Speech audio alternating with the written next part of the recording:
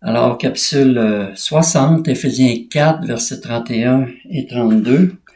Que toute amertume, animosité, colère, clameur, calomnie, ainsi que toute méchanceté soit ôtée du milieu de vous.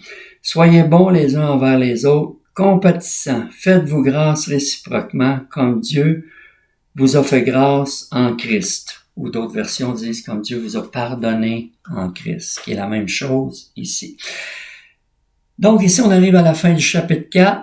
En même temps, c'est la dernière des 5 exhortations du verset 25 au 32, avec chacun un aspect négatif à éviter, un aspect positif à imiter et la raison théologique qui est donnée pour chacun. Ici, les attitudes négatives à éviter, ce sont les 6 attitudes mentionnées au verset 31, amertume, animosité, colère, clameur, calomnie et méchanceté. Celle à imiter, la bonne attitude positive, c'est d'être bon, compatissant, vous pardonnant réciproquement. Et la raison théologique, c'est comme Dieu vous a pardonné en Christ. Donc, comme Dieu nous a pardonné en Christ, on est exhorté à pardonner les uns aux autres, comme Dieu nous a pardonné en Christ. Alors, ici, la liste des 6 attitudes négatives, elle est graduelle aussi. Elle va s'intensifiant de mauvais sentiments intérieurs qui s'intensifient de plus en plus jusqu'à devenir une rage et de la méchanceté qui est manifestée à l'extérieur, parce qu'au départ, la colère n'a pas été traitée, comme il était dit au verset 26, si vous vous mettez en colère, ne péchez pas, que le soleil ne se couche pas sur votre colère, c'est-à-dire réglez-la la colère avant qu'elle s'amplifie, puis qu'elle devienne une rage, puis qu'elle cause de grands dommages. Alors, quand, au lieu d'être ôté, comme il est dit ici au verset 31, que ça soit ôté du milieu de vous, quand on y fait de la place, on donne accès au diable et ça va en s'intensifiant et ça brise l'harmonie à l'intérieur du corps. C'est pour ça que Paul est tellement catégorique dans ces exhortations-là. On sent qu'il y a une énergie tout le temps dans la prédication de Paul, dans ses écrits même, on imagine en train de prêcher ces choses-là, qu'il y a une énergie dans son langage, parce que pour lui, tout ce qui vient briser la communion des saints, ça vient briser en même temps ou nous priver de la révélation toujours plus grande que l'Esprit veut nous donner de l'amour de Dieu. On a vu ça au chapitre 3 dans la prière que Paul a fait à genoux devant le Père. Mais ça vaut la peine de répéter ce qu'il disait au verset 18 du chapitre 3. Il disait qu'il faisait cette prière, il priait qu'on soit rendu capable de comprendre avec tous les saints. Alors là, quand on brise la communion des saints par des mauvaises attitudes, on est en train de briser ça. Il disait pour être capable de comprendre avec tous les saints quelle est la largeur, la longueur, la profondeur et la hauteur, et connaître l'amour de Christ qui surpasse toute connaissance. Donc, ça prend une révélation. Si c'est une connaissance, si c'est de comprendre quelque chose qui surpasse toute connaissance, ça veut dire que ça vient par révélation, et c'est la révélation que l'Esprit nous amène, en sorte que vous soyez remplis jusqu'à toute la plénitude de Dieu. Wow! Jusqu'à ce que vous soyez remplis de toute la plénitude de Dieu.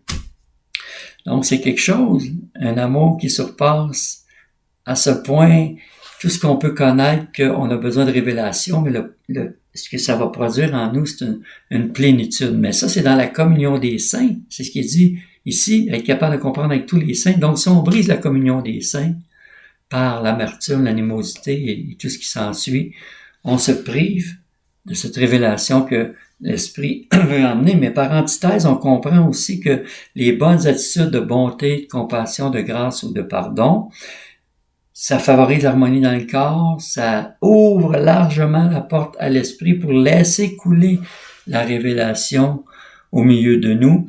Et au lieu d'attrister le Saint-Esprit, ce qui était dit de ne pas faire au verset 30, puis au lieu de donner accès au diable, ce qui était dit de ne pas faire au verset 27, on favorise que la révélation, la bénédiction nous soit apportée.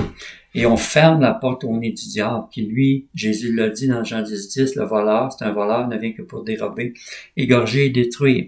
Et ici, c'est très important de comprendre la raison théologique lorsqu'il est dit d'agir ainsi comme Dieu nous a pardonné en Christ. Dieu nous a fait grâce, il nous a pardonné, puis Jésus lui-même a dit, par rapport à l'importance du pardon, de pardonner, Il a dit dans Marc 11, les versets 25 et 26, il dit « Lorsque vous êtes debout, faisant votre prière, si vous avez quelque chose contre quelqu'un, pardonnez, afin que votre Père qui est dans les cieux vous pardonne aussi vos offenses.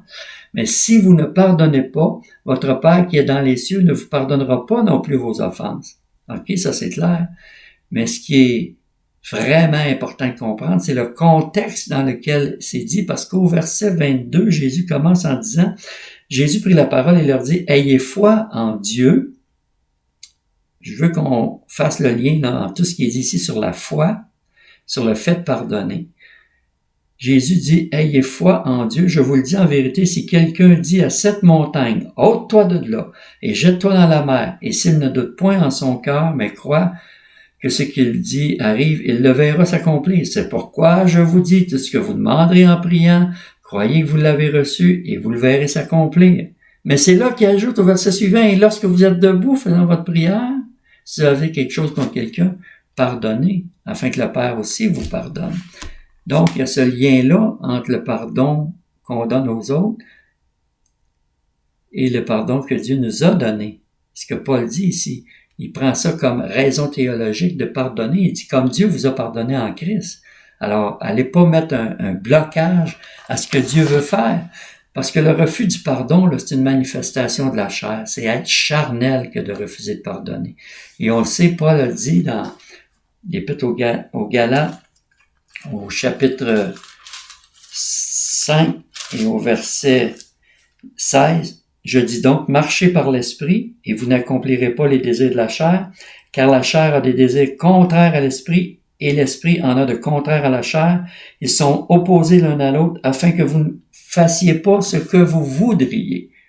Parce que parfois, peut-être, vous voudriez vous venger, mais l'esprit cherche à vous convaincre du contraire. Et le contraire, c'est le commandement de l'amour.